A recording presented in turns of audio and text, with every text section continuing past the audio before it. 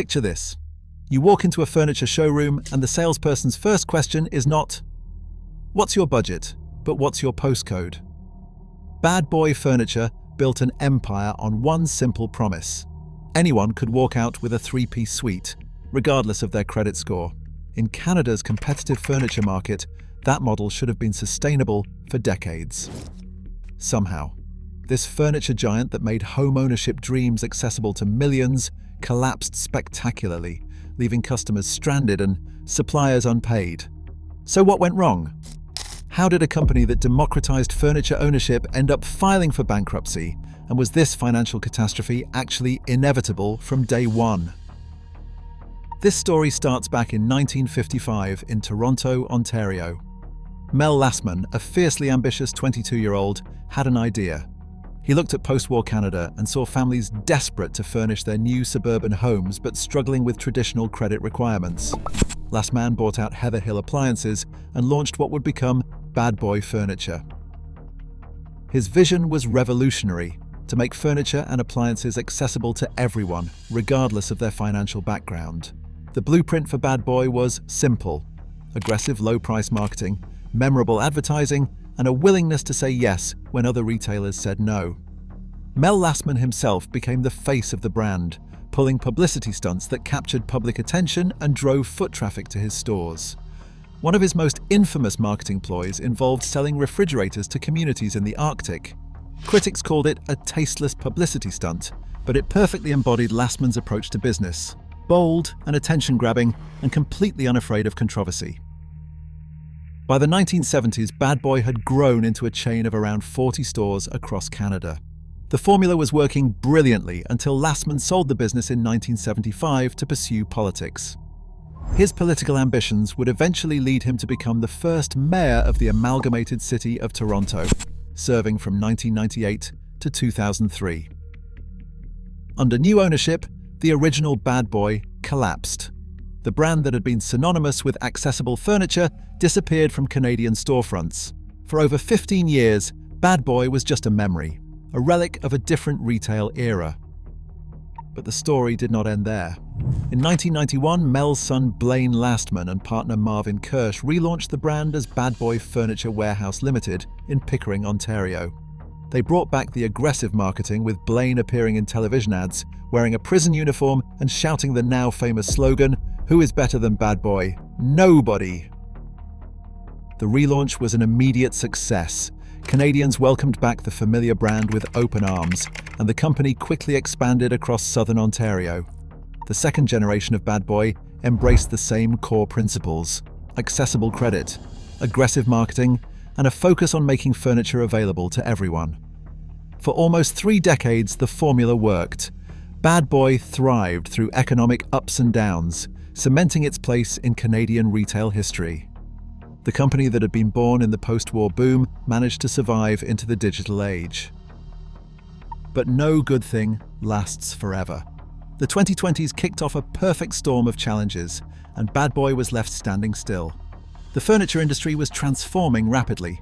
IKEA had revolutionized the market with flat pack efficiency and Scandinavian design. Online retailers like Wayfair and Amazon were offering next-day delivery and virtual showrooms.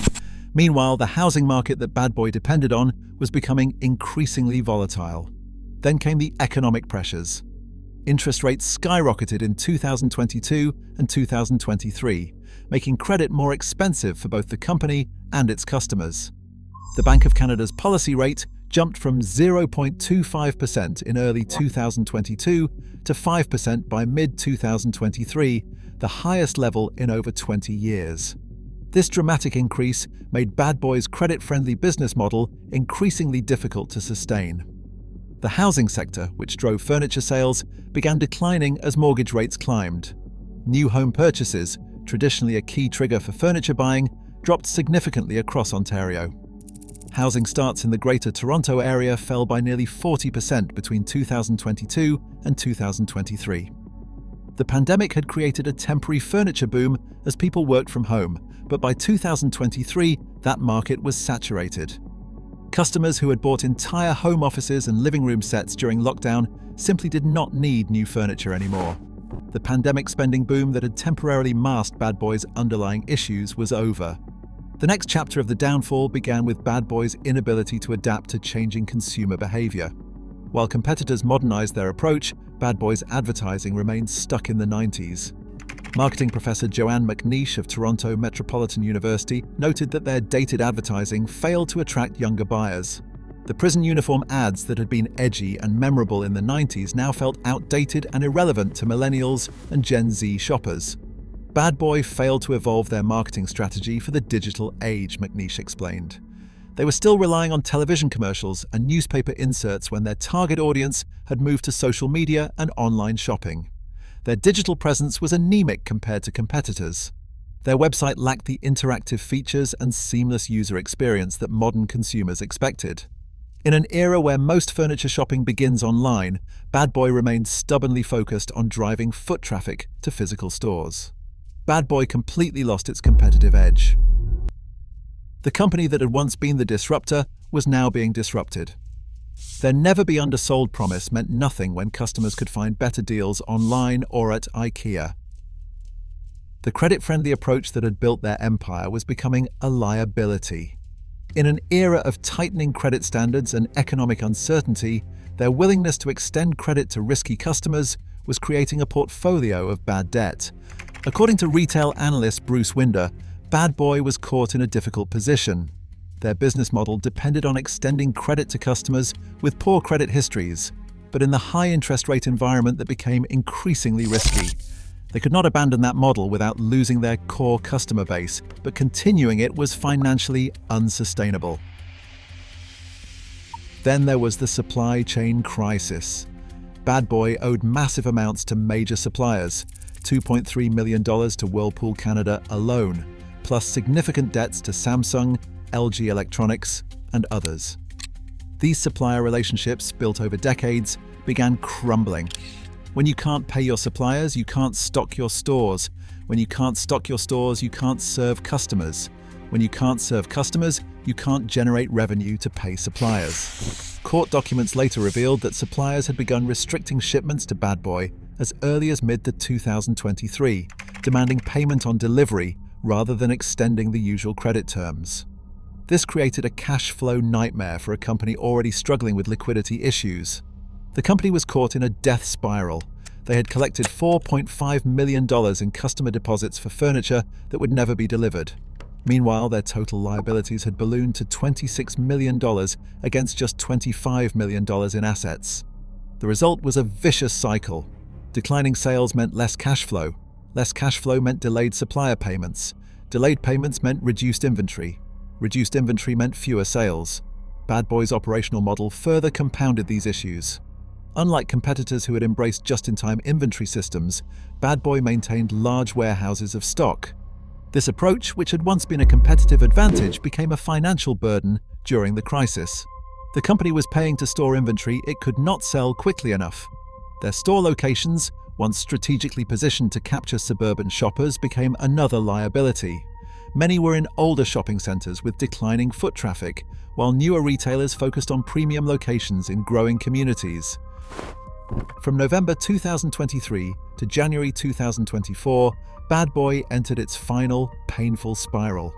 On November 9, 2023, the company filed a notice of intention to restructure under the Bankruptcy and Insolvency Act. They were given until January 23, 2024, to file a restructuring proposal and a cash flow statement. The company pulling the strings was KSV Advisory, the insolvency firm tasked with either saving Bad Boy or managing its liquidation. They organized massive clearance sales with discounts ranging from 20 to 50%, desperately trying to convert $25 million in inventory into cash. Customers lined up outside stores, hoping to score deals on discounted merchandise. Many left disappointed. Inventory was depleted and the best items had already been sold. What remained were floor models, damaged goods, and less popular items. Meanwhile, customers who had made deposits before the bankruptcy filing were left in limbo. One customer, Sarah Mitchell from Mississauga, had paid a $3,200 deposit for a sectional sofa in October 2023. She told the Toronto Star that she kept calling the store and they kept promising her furniture was coming. Then suddenly they were bankrupt, and she was out thousands of dollars with nothing to show for it. But it was not enough. On January the 24th, 2024, Bad Boy Furniture Warehouse Limited was officially deemed bankrupt. The 12 Southern Ontario stores that had employed over 300 people were finished. Customers who had paid deposits would never see their furniture or their money again. Former employees shared stories of the company's final days. Michael Chen, who had worked as a sales associate at the Scarborough location for 5 years, said they knew something was wrong when suppliers stopped delivering inventory. Management kept telling them everything was fine, but they could see the writing on the wall. According to court documents, Bad Boy had been losing money for at least 2 years before the bankruptcy filing. The pandemic had temporarily boosted sales, but by 2022, the company was posting consistent monthly losses. But here's the tragic thing. People really needed a shop like Bad Boy in 2024. The cost of living crisis was battering Canadian households. Young families were struggling to furnish their first homes. In theory, a furniture retailer focused on accessibility and credit flexibility should have been thriving. Statistics Canada reported that household debt reached record levels in 2023, with Canadians carrying an average of $1.83 of debt for every dollar of disposable income. For many, Bad Boy's financing options had been the only way to furnish a home. The story of Bad Boy represents the challenge facing traditional retailers in a digital age. It is not enough to have a good product or even good intentions. You need to evolve, adapt, and stay relevant to survive. The failure of Bad Boy leaves a gap in the market. While other furniture retailers offer financing options, none have made it central to their identity the way Bad Boy did. None have specifically catered to customers with poor or limited credit histories. For many Canadians, especially those in precarious financial situations, furnishing a home just became significantly more difficult. The democratization of furniture ownership that Mel Lastman envisioned back in 1955 has suffered a significant setback. In many ways, Bad Boy was a victim of its own success. The business model that had made it famous also made it vulnerable to economic shifts. When interest rates rose and credit tightened, the company had nowhere to go. But what do you reckon? Was Bad Boy's fate sealed by economic forces beyond their control, or could better management have saved this Canadian furniture institution? And if you ever shopped at Bad Boy, what was your experience like? Did their credit-friendly approach help you furnish your home, or did you witness the decline firsthand? Drop your memories and thoughts in the comments. We would love to hear your take on this Canadian retail tragedy. If you enjoyed this deep dive into retail history, give us a like, hit subscribe, and tap the bell so you do not miss the next one. Cheers for watching, and we will catch you in the next video.